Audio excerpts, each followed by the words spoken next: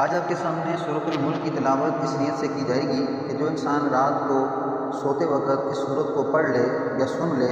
उस आदमी पे कब्र का अज़ाब नहीं होता। कोशिश ये की जाए कि हर रात को सोने से पहले सूरतुल मुल्क पढ़ ले या सुन ले तो अल्हम्दुलिल्लाह कब्र के अज़ाब से यह महफूज हो जाता है। अगर उस रात के अंदर इसकी मौत आ जाती है तो उस आदमी पे कब्र का अज़ाब नहीं होता।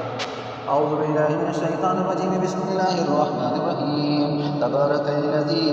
بيده الملك وهو على كل شيء قدير الذي خلق الموت والحياة ليبلوكم أيكم أحسن عملا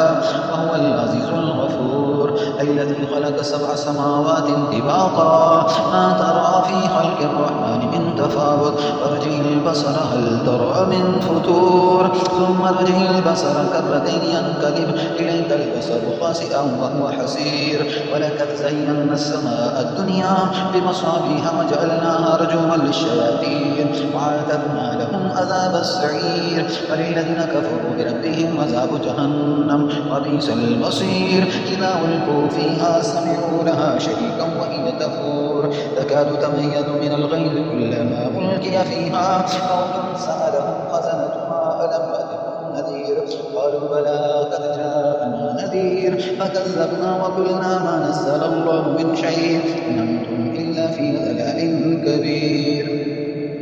وقالوا لو كنا نسمع أو نعقل ما كنا في أصحاب السعير واعترفوا بذنبهم فسحقا لأصحاب السعير إن الذين يخشون ربهم بالغيب لهم مغفرة وأجر كبير وأسروا قولكم وابتغروا به إنه عليم بذات الصدور ألا يعلم من خلق وهو اللطيف الخبير هو الذي جعل لكم الأرض ذلولا فامشوا في مناكبها وكلوا من رزقه وإليه النشور أأمنتم من في السماء يصف بكم الأرض فإذا هي تمور أم أمنتم من في السماء يرسل عليكم حاسبا فستعلمون كيف نذير ولقد كذب الذين من قبلهم فكيف كان نكير أولم يروا إلى الطير فوقهم صافات ويقبضن ما يمسكهن إلا الرحمن إنه بكل شيء بصير أمن هذا الذي هو جند لكم ينصركم من دون الرحمن إن الكافرون إلا في غرور أمن هذا الذي يرزقكم يمسك رزقا بل لجوا في عتو ونفور أفمن يمشي مكبا على وجهه أهدى أمن يمشي سويا على صراط مستقيم